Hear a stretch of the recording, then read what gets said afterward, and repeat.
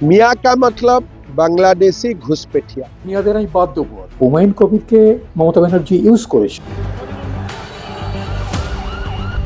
বাংলাদেশে যা যা হয়েছে এর কি প্রভাব পশ্চিমবঙ্গের নির্বাচনের উপর খুব বেশি পড়বে না। তাদের বাড়িঘর দিয়ে জ্বালিয়ে দিচ্ছে, এটা ঘটনা।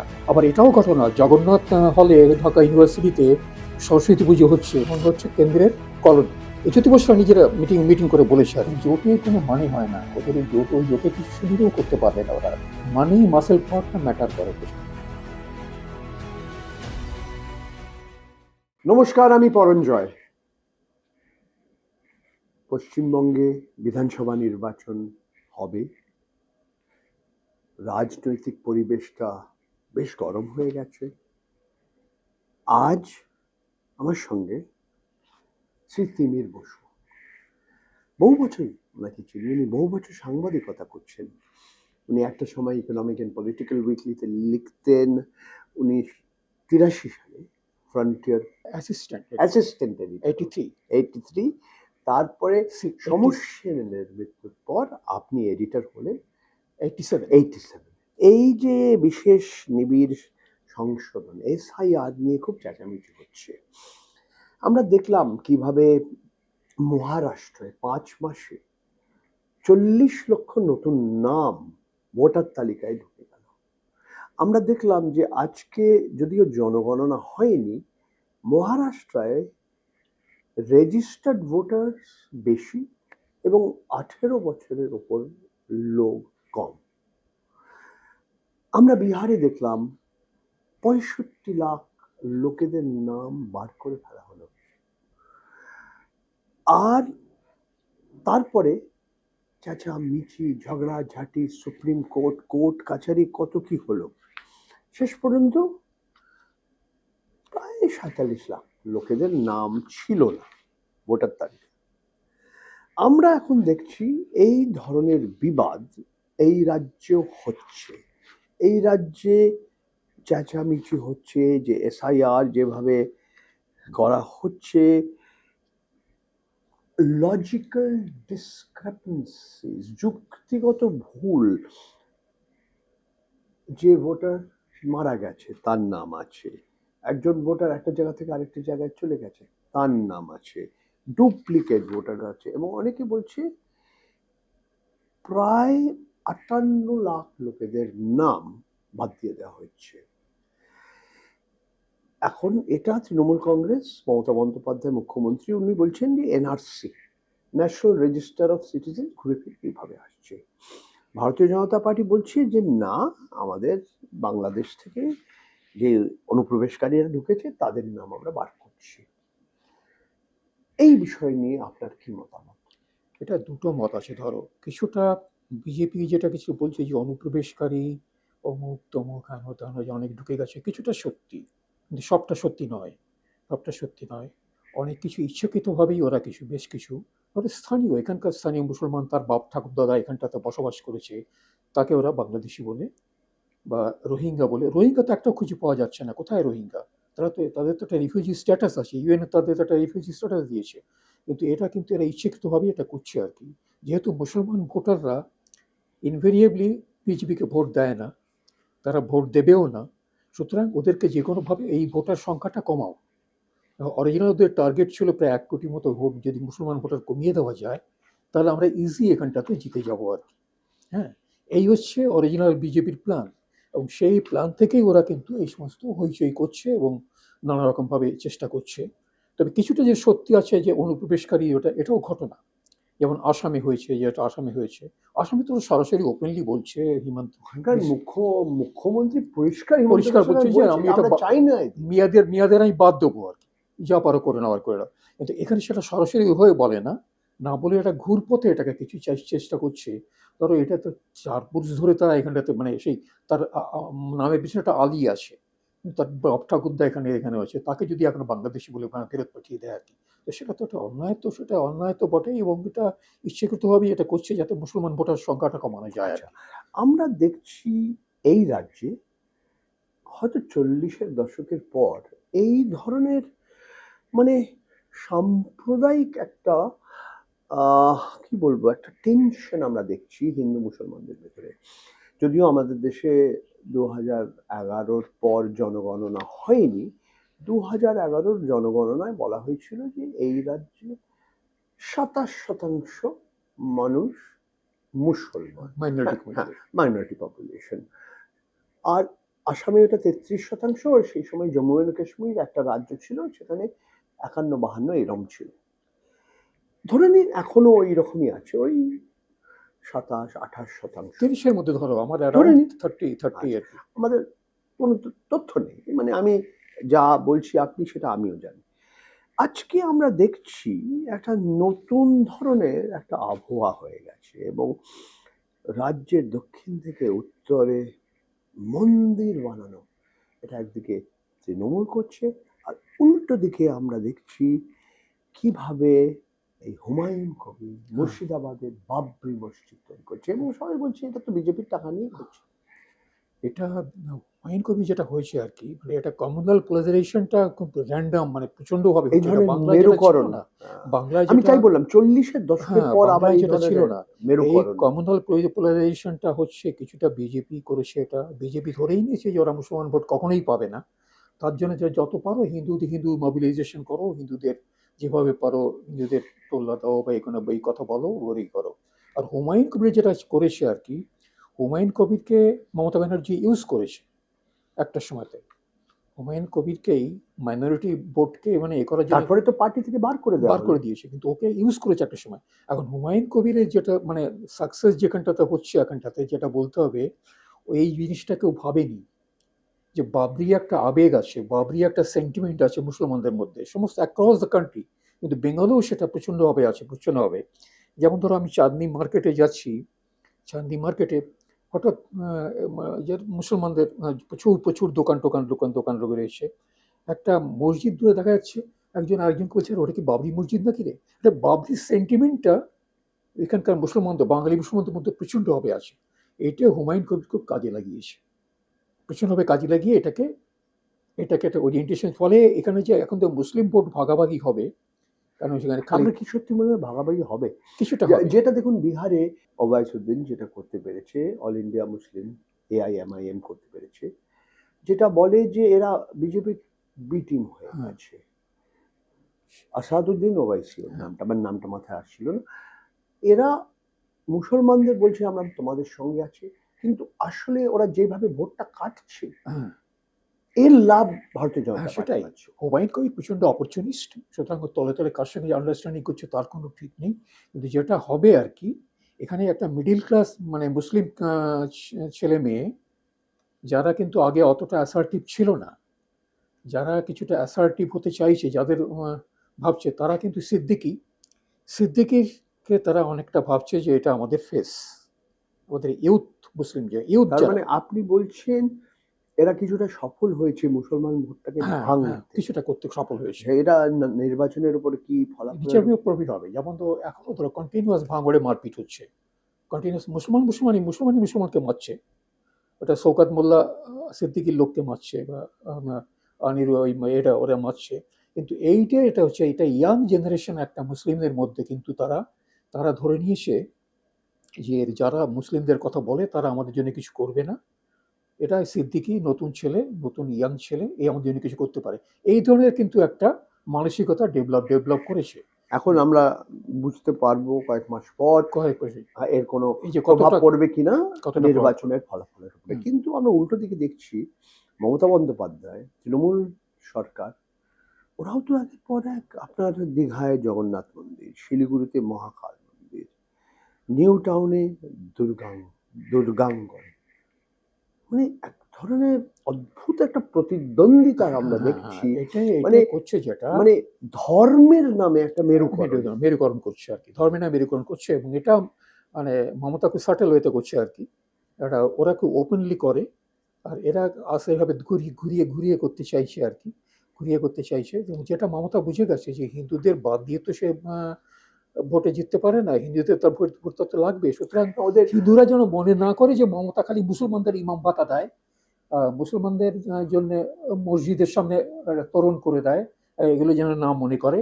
আমি খালি ওদের যখন যখন তরণ করি তোমাদের জন্য মন্দির করি, এই ধরনের একটা ধারণা মমতা ডাইরেক্টলি প্রচার না করলেও তার সাঙ্গপাঙ্গরা বা তার অন্যেরা এটা যাতে প্রচার করতে পারে তার একটা ব্যবস্থা করে দেওয়া, এবং সেটা হচ্ছে।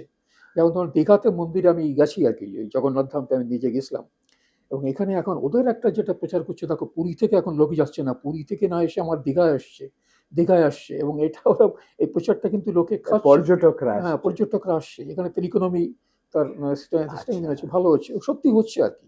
তুমি খাবার পাওয়ার সমস্যা হয়ে যায় দীঘায় গেলে, এখন যেমন এখন যে আচ্ছা। অবস্থা, আর দামও তো বেড়ে গেছে। দামও বেড়ে গেছে, এবং আচ্ছা, ন্যাচারালি এইটে মমতা একটা ইনডাইরেক্ট ওয়েতে এটা দিচ্ছে আর কি। এবং মমতাকে মুসলমানরা যেটা বলেছিল, ধরো এই সিদ্দিকির বাবা টাবারা আর কি, ওই ওরা তো মানে ফুরফুরা শরীফের ফুরফুরা। ফুরফুরা শরীফের লোক, ওরা বলেছিল তুমি যখন জগন্নাথ মন্দির করছো আমাদের আপত্তি নেই, তুমি তো করো নাকি, তাহলে আমাদের দীঘাতে জমি দাও, আমরা একটা মসজিদ করবো।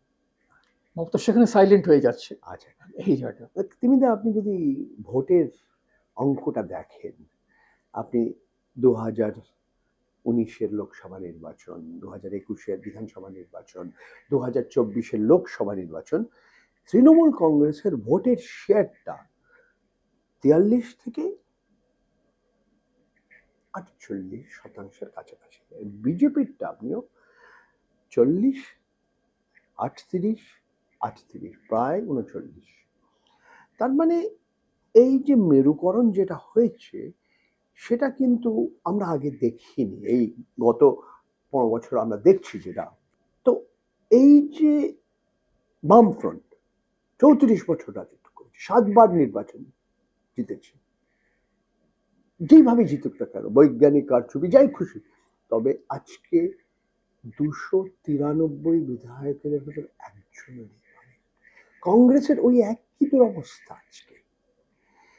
এইটা কেন হলো, কিভাবে হলো? এটাই বলছি আমি, পার্টিকুলার বামফ্রন্টের ব্যাপারটা বলছি আর কি। ধরো বামফ্রন্ট চিরকাল যেটা রাজনীতি করে আসছে আর কি, ওরা যেটা অরিজিনাল ধরো স্লোগান তুমি দেখবে একটা সময়তে, ওরা এই বাইনারির মধ্যে ঢুকে যায়, মানে এই সব দুর্নীতি হেন তেন আজও ফাজে এই সমস্ত কথা বলে।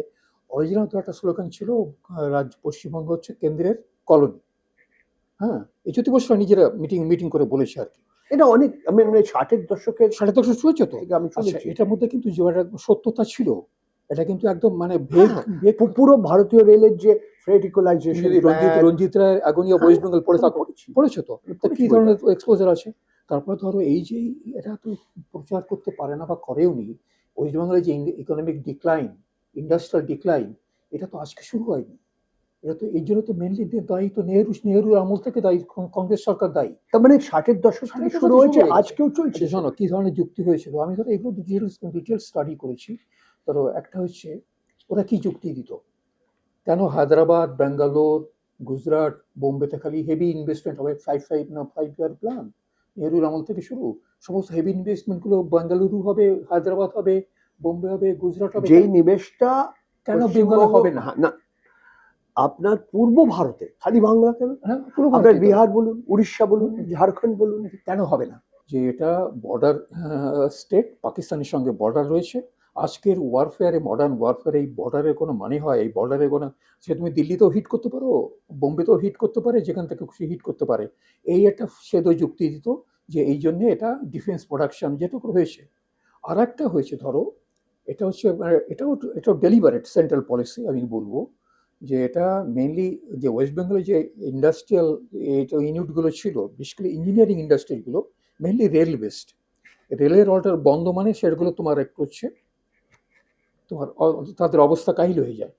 তা শুধু তাই নয়, তারা ধরো ওয়েস্টিং হাউস সাক্সবি ফার্মার, এরা কী করতো, আগে রেলের এই ম্যানুয়াল সিগন্যালগুলো তৈরি করতো, মনোপলি। হ্যাঁ, আচ্ছা, মনোপলি ছিল।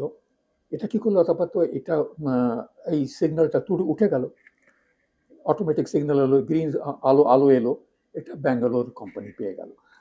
দেবেন্দ্র, একটু আপনাকে এই জায়গায়, আপনি যখন বাংলাদেশের কথাটা বললেন, আমি দুটো প্রশ্ন করতে চাই আপনাকে। আমরা আজ যে কথাবার্তা বলছি, এই কয়েকদিন পরেই বাংলাদেশে নির্বাচন ইলেকশন। হবে, এবং মোটামুটি সবাই জানে BNP, Bangladesh nationalist party, Sheikh Khaleda জিয়ার পার্টি, ওর ছেলে তারেক রহমান আর কি প্রধানমন্ত্রী হবে, এটা মোটামুটি সবাই ধরে নিয়েছে সবাই। ধরে নিয়েছে সবাই। আমার প্রশ্ন অন্য, বাংলাদেশে যা যা হয়েছে শেখ হাসিনাকে নিজের দেশ ছেড়ে চলে যেতে হলো অগাস্ট 2023-এ। এর কি প্রভাব পশ্চিমবঙ্গের নির্বাচনের উপরে কিছু পড়বে? খুব বেশি পড়বে না আর কি। কিছু ধরো ওখানটা যে ওই মানে হিন্দু হত্যা হচ্ছে, হিন্দুদের মারধর করছে বা তাদের বাড়িঘর জ্বালিয়ে দিচ্ছে, এটা ঘটনা। আবার এটাও ঘটনা, জগন্নাথ হলে ঢাকা ইউনিভার্সিটিতে সরস্বতী পুজো হচ্ছে, হ্যাঁ সেটাও তোরা দেখাচ্ছে। জগন্নাথ হলে তুমি ঢাকা ইউনিভার্সিটি জগন্নাথ হলে সরস্বতী পুজো হচ্ছে, এই কদিন আগে সরস্বতী পুজো হয়েছে আর কি। তো সেটাও ঘটনা। কারণ ওটাও যেটা ওরা বলতে চাইছে যে জামাতের একটা প্রভাব তো ওখানে রয়েছে, এবং যারা ওই এটা রয়েছে আর কি, তাদের কিছু লোকজন তারা এটা করছে, এটা ঘটনা। যেমন আমাদের এখানে আরএসএসরা বা বজরং দলরা যেরকম করে সেরকম করছে এইভাবে। এবং এটার কিন্তু ইম্প্যাক্ট খুব একটা পড়বে বলে মনে হয় না আর কি। কিছু কিছু জায়গায় আচ্ছা, পড়বে। আবার আমি ফেরত যাচ্ছি একটা প্রশ্ন যেটা করেছিলাম। এবার যেই মেরুকরণ যেটা হচ্ছে রাজনৈতিক মেরুকরণ, আপনি কি দেখছেন এই বিধানসভা নির্বাচনে কংগ্রেস, বাম বিধায়ক একজন দুজন আসতে পারে? আমরা দেখেছিলাম, একটাও তো নেই। কিছু নেই এটা। কি ওদের এইভাবেই চলবে? ওটা ওদের ওই জোটের কোনো মানে হয় না, ওদের এই জোট, ওই জোটে কিছু সুবিধাও করতে পারবে না ওরা। না না, আমি একটা সময়, এটা আমি সীতারাম ইয়েচুরি বেছি নেই উনি, আমি ওনাকে পরিষ্কার বলেছিলাম যে আপনাদের কাডার যারা, আপনাদের দলকে প্রার্থীকে ভোট দিতে বলুন না কেন? আমরা দিল্লিতে বসে বলছি যে মমতা বন্দ্যোপাধ্যায় ছোট রাক্ষস, সে মোদির বিরুদ্ধে লড়ছে, নরেন্দ্র মোদী বড় রাক্ষস। কিন্তু এই রাজ্যে গ্রাম বাংলায়, মহল্লায়, ছোট শহরে বলছে আমাদের সামনে যে বড় গুন্ডা সে তো তৃণমূলের গুন্ডা, আর আমাদের যে ছোট গুন্ডা সে ভারতীয় জনতা পার্টির। এই অদ্ভুত একটা স্লোগান কারা করেছিল আমি এখনো জানি না, যে আগে রাম পরে বাম। এই নিয়ে আপনি কি বলতে চান? আমি আপনার মতামত কি? এটা ধরো বিজেপি যারা এরকম বলছে গুন্ডা, তো ঠিকই তারা। ধরো ইলেকশন লড়তে হলে তোমাকে ইলেকশন, তুমি যা দেখেছো বিভিন্ন সময় ইলেকশন যারা জেতে, খালি তো সুইং বা কোনো ওখানে ইস্যুর উপরে ওখানে অনেক সময় ইস্যু, মানি মাসেল পাওয়ারটা ম্যাটার করে প্রচণ্ডভাবে। এটা আমরা শুরু থেকে দেখে আসছি, আমল থেকে দেখে আসছি। আরে বেঙ্গল ইলেকশন ভেরি ভায়োলেন্ট। এটা বাইরে। এবং বিজেপির যে সব থেকে বড় অ্যাডভান্টেজ আছে সেটা হচ্ছে টাকা, মানি পাওয়ারটা। ওরা তুমি গ্রামের অঞ্চলে যে অঞ্চলে যেভাবে টাকা খরচা করে তুমি দেখলে অবাক হয়ে যাবে। যে আর ছেলেগুলো এই সব পয়সা কি দিল্লি থেকে আসছে? দিল্লি থেকে আসছে, সব দিল্লি থেকে আসছে। এই ধরো এই যে ওদের বড় বড় লেটারটা ঘুরে বেড়াচ্ছে শুভেন্দু, তুমি এদের ডেইলি বাজেট কত জানো? তুমি অবাক হয়ে যাবে এদের ডেইলি বাজেট খোঁজ করলে। এবং উকিলের পেছনে যা খরচা, গাড়ির পেছনে যা খরচা, এই এদের কোটি কোটি ক্যাডার, টাকা এদের খরচা মানে হচ্ছে। মোসাহেব ক্যাডার যাদের আছে আর কি, তাদের পেছনে যা খরচা ডেইলি, সেটা একটা মানে বিভৎস ব্যাপার। এবং এই টাকাটা এরা আরএসএস থেকে বা এর থেকে, ওদের যে ফান্ড থেকে আসুক জানি না কোন ফান্ড থেকে আসে, এই ক্যাডারদের কিন্তু একটা মেইন সোর্স অফ ইনকামও হয়ে গেছে এটা, জানো তো। এবং বিজেপির ক্যাডার তুমি শুনলে অবাক হবে, এরা একসময়তে বেশিরভাগই ছিল সিপিএম এর ক্যাডার। সিপিএম থেকে প্রচুর ছেলে কিন্তু বিজেপি ঢুকেছে। আমি সেটাই তো বললাম, নয়তো এইভাবে কি জিততে পারতো? এই ধরনের মেরুকরণ হতো? হতে পারতো না তো। আচ্ছা, এখন প্রশ্নটা হলো এইখানে গিয়ে আমরা কোথায় যাব? একটা মানে বিজেপির দুর্বলতা আমাকে আপনাকে মানতে হবে, সেটা হলো কি, মমতা বন্দ্যোপাধ্যায়, আমাদের পুরো ভারতবর্ষে অনেক দেশেই আমরা দেখছি রাজনীতি ব্যক্তি কেন্দ্রিত হয়ে গেছে। একদিকে মমতা বন্দ্যোপাধ্যায় দিদি, মা মাটি মানুষ, উল্টো দিকে কিন্তু ওর কাছাকাছি কেউ আসতে পারছে না। শুভেন্দু অধিকারী পাচ্ছে না, আপনার শ্রমিক ভট্টাচার্য পাচ্ছে না। ওই ধরনের একজন নেতা বড় কেউ নেই। এটা বিজেপির একটা দুর্বলতা। একটা দুর্বল তো বটেই এটা। এটা ওদেরকেও নেই, শুধু তাই না, শুভেন্দু অধিকারী আমার তো মনে হয় যে আনপার্লামেন্টারি ল্যাঙ্গুয়েজ ইউজ করে এই ধরনের পার্লামেন্ট করে, অশ্লীল ভাষা, এত আনপার্লামেন্টারি ল্যাঙ্গুয়েজ কেন ইউজ করে তুমি জানি না। অশ্লীল ভাষা। হ্যাঁ, এগুলো করার কোনো মানে হয় না, এগুলো কেন করে কে জানে। আচ্ছা, আমার প্রশ্নটা হলো এই চাকরির ব্যাপারে যে একটা সাংঘাতিক একটা কেলেঙ্কারি হয়ে গেল সন্দেশখালিতে, যা হলো আপনার পুরো আরজি করের ঘটনার পরে, তারপরে একের পর এক হয়ে গেল, তবু মনে হচ্ছে যে এই রাজ্যের মায়েরা, মেয়েরা, মহিলারা এখনো দিদিকে ভোট দেবে। হ্যাঁ দেবে, দেবে, এই জন্যই তোমাকে বলছি, এই জন্যই দেবে। এ খালি লক্ষ্মী ধরো ভান্ডারের জন্য? আঙ্গুরবালা দাসী কিংবা সবিতা সোরেন, তার কাছে আরজি করে নির্যাতিতার ইম্প্যাক্টটা খুব কম, অ্যাপিলটা খুব কম। তার কাছে পার্থ চ্যাটার্জির জেলটাও খুব একটা কোনো গুরুত্বপূর্ণ নয়। তার কাছে 1,000 টাকাটা অনেক বেশি, লক্ষ্মীর ভাণ্ডারটা অনেক বেশি গুরুত্বপূর্ণ। তবু তো 1,000 টাকা দিচ্ছে। ওর বান্ধবীর ফ্ল্যাটে কোটি কোটি টাকা হ্যাঁ, পাওয়া সেটাও তার কাছে কোনো বিষয়ই না। আঙ্গুরবালা দাসের কাছে এটা কোনো নেই, আঙ্গুরবালা প্রধানের কাছে এটার কোনো মূল্যই নেই, কোনো ব্যাপার নেই। ওরা তো যে যায় সে লঙ্কায় সেই হয় রাবণ, সে তো করবেই, চুরি জানা কথা। কিন্তু আমি তো পাচ্ছি, আমাকে তো দিচ্ছে। এবং এটা কিন্তু ম্যাটার করে, এটা কিন্তু ম্যাটার করে প্রচণ্ডভাবে। তুমি যদি গ্রামাঞ্চল বা যাও, তারা এই নিয়ে ভাবেই না। পার্থ চ্যাটার্জি, পার্থর বান্ধবীর বা ফ্ল্যাট থেকে কত টাকা পাওয়া গেছে, কে গেছে, এগুলো তারা ভাবেই না। তারা বলছে আমাকে কে দিচ্ছে। আরও আছে কিছু অপরচুনিস্ট আছে, যারা এদিকেও আছে ওদিকেও আছে। এদিক থেকেও টাকা নেয়, আবার ওদিক থেকে টাকাটা পেলে মোদির কিছু সেদিক সেরকম আছে। কিন্তু এরা যারা আছে, এদের কাছে কিন্তু পার্থ চ্যাটার্জি বা ওদের এদের আচ্ছা, তিনি দেখলেন বিহারে কি হলো? নীতিশ কুমার ভারতবর্ষের একমাত্র নাগরিক যে 10 বার মুখ্যমন্ত্রী পদে শপথ গ্রহণ করলেন। কেন? একটা কারণ হলো মহিলাদের ভোট। আজ না, 15 বছর 20 বছর ধরে চলছে। আপনি প্রথমে বিনা পয়সায় সাইকেল দিলেন মেয়েদের, তারপরে আপনি পঞ্চায়েতে ওটাকে রিজার্ভেশন দিলেন, মহিলাদের জন্য আরক্ষণ করলেন, তারপরে আপনি বিনা পয়সায় বিদ্যুৎ দিলেন, তারপরে আপনি কত কি করেছেন, এবং শেষে ঠিক নির্বাচনের 10,000 আগে টাকা। 10,000 টাকা প্রায় 1.5 কোটি মহিলাদের বলে তোমরা নিজেদের ব্যবসা। ম্যাটার্স। এইটা একটা প্রভাব পড়েছে। এবং এইটুকু আমি আপনাকে বলতে পারি যে জনতা দল ইউনাইটেড এবং মানে আপনার ভারতীয় জনতা পার্টি, তারা নিজেরা অবাক হয়ে গেল যে 243টা বিধায়কের মধ্যে 202 হয়ে গেল। ওদের কল্পনার বাইরে। মেয়েরা মেয়েরা ভোট দেবে, মেয়েরা ধরুন আমি তোমাকে বললাম না যে আমাদের এখান থেকে একই জিনিস হবে।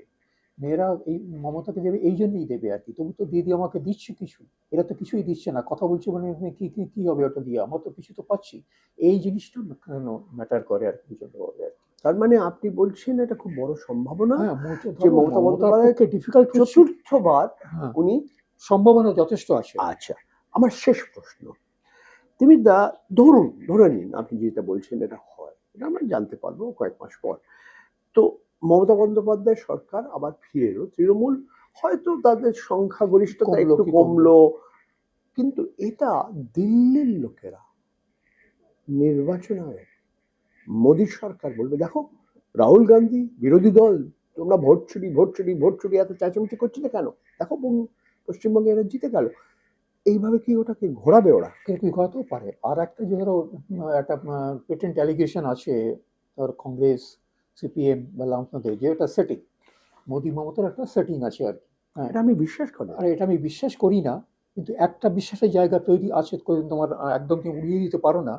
ধরো মোদি একটা জিনিস দেখেছে, যে এই নীতিশ কুমার, চন্দ্রবাবু নাইডু, মানে তাদের তো মানে পাল্টি খেতে কোনো সময় লাগে না। ওদের সমর্থন যদি না পায় তো মোদী সরকার তো আজকে সংখ্যাগরিষ্ঠতা পাবে না, হয়ে যাবে। ওই জোট রাজনীতির যুগে আমরা ফিরে এসেছি। মমতাকে ঠিক এমন একটা অবস্থায় রাখা দরকার, যদি প্রয়োজন হয় আমি তোমার সাপোর্ট নেব। এই জিনিসটা ট্যাসিট আন্ডারস্ট্যান্ডিং একটা থাকতেও পারে। এইটা কিন্তু তৃণমূলের লোকেরা বললে অদ্ভুত, এই ধরনের ষড়যন্ত্র হয় না, অসম্ভব। ওরা তো অস্বীকার করবে না এটা, কিন্তু আমার নিজের ধারণা ইন্ডিয়া অ্যালায়েন্স, এই রাজ্যে হয়তো আইএনডিআই অ্যালায়েন্স নেই, কিন্তু অন্য রাজ্যে আছে। এই ধরনের ট্যাসিট একটা আন্ডারস্ট্যান্ডিং থাকলেও থাকতে পারে আর কি। আমি যেটা বলছি না একদম আসে এটা হয়ে গেছে মোদির সঙ্গে, এটা বলছি না, কিন্তু এই ধরনের ট্যাসিট, কারণ আমার এটা মনে হয়েছিল যে চন্দ্রবাবু নাইডু, তুমি তো জানো তো তার তো রোল, তাকে তো কোনো কেউ বিশেষ করে আজকে কালকেই বলবো আমাকে এটা দাও, না দিলে আমি তো বলেছে এই আপনার মনরেগা বদলে নতুন আইন নিয়ে এসছে, বলছে না আমরা তো দেবো না, আমার আমার পয়সা নেই। তখন কার ভোট দরকার হবে? তখন তো মমতা সেভ করতে পারে, একমাত্র মমতা এমপিরাই তো সেভ করতে পারে। এই ধরনের একটা ট্যাসিট আন্ডারস্ট্যান্ডিং হায়ার লেভেলে থাকলেও থাকতে পারে, এটা আমার নিজের ধারণা। আমি আপনার সত্যি কথা বলছি, আপনার মুখের উপর বলছি, আমি কিন্তু বিশ্বাস করি না, কিন্তু আমাদের অপেক্ষা করতে হবে। হ্যাঁ, নির্বাচনে কি হয় বা হবে না, নির্বাচনের আগে কি হবে বা হবে না, সে তো আগে থেকে বলা যাবে না। আপনার ইডি কি করবে বা সিবিআই কি করবে আমাদের বলতে হবে। খবরে বেরিয়েছে যে মোহাম্মদ সেলিম এবং হুমায়ুন কবিরের ভেতরে কথাবার্তা হয়েছে, এই বিষয় নিয়ে আপনি কি বলতে চান? যদি হ্যাঁ, হুমায়ুন কবির আমি দেখেছি, এটা আমি কাগজে দেখেছি যে হুমায়ুন কবির বলেছে যে সবাই আসতে পারে, সবাই সঙ্গে আমাদের খোলা আছে, তাদের সিপিএম এর সঙ্গে কথা হয়েছে এবং কথা হচ্ছে এবং হতে পারে আরো ভবিষ্যতে। তবে আমার নিজের ধারণা যদি সিপিএম এটা করে আর কি, এই হুমায়ুন কবিরের সঙ্গে যায়, দে উইল লুজ। হ্যাঁ, তাদের খুঁজে সুবিধা হবে ওদের। হ্যাঁ, দে উইল লুজ আর কি। কারণ এখানে বেশিরভাগ মানুষ যারা বামপন্থী দিকে অন্তত জানে যে তারা মানে সেকুলার, তারা ধর্মনিরপেক্ষ। ওই ধরনের এ করেন রাজনৈতিক সাম্প্রদায়িকতার মধ্যে এ করেন, তার মধ্যে একজন সাম্প্রদায়িক মতো লোকের সঙ্গে তারা যাচ্ছে, এটা কিন্তু সাধারণ মানুষ যতই বামপন্থী করুক না কেন, তারা কিন্তু এটা মনে মনে মেনে নেবে না আর কি। আপনাকে অনেক ধন্যবাদ দিতে চাই, আপনি আপনার সময় নিয়ে আমার কাছে এসেছেন থ্যাংক ইউ। এবং থ্যাংক আপনি একদম মানে পরিষ্কারভাবে আপনার মতামতটা দিয়েছেন এবং আপনারা শুনছিলেন তিমির বসুর কথা, ওনার মতামত। তিমির দা ফ্রন্টিয়ার পত্রিকার সম্পাদক, তিনি বহু দশক সাংবাদিকতা করেছেন। আপনারা দেখতে থাকুন এই চ্যানেলটা, সাবস্ক্রাইব করুন, ভালোবাসুন, লাইকটা বোতামটা আপনি টিপে দেবেন আর শেয়ার করবেন, সবার বিতরণ করবেন, দেখতে থাকবেন। প্রশ্ন করছি পরঞ্জয়। নমস্কার, ধন্যবাদ।